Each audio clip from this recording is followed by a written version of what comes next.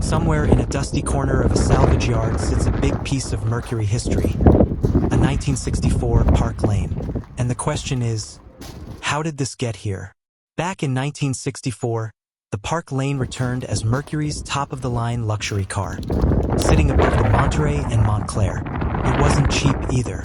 A four-door hardtop cost $3,413, over $35,000 in today's money.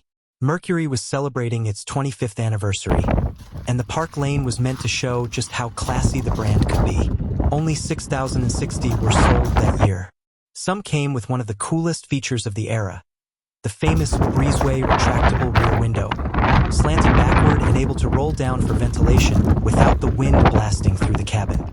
Others had the sleek Marauder fastback roofline, giving the big Mercury a sportier look.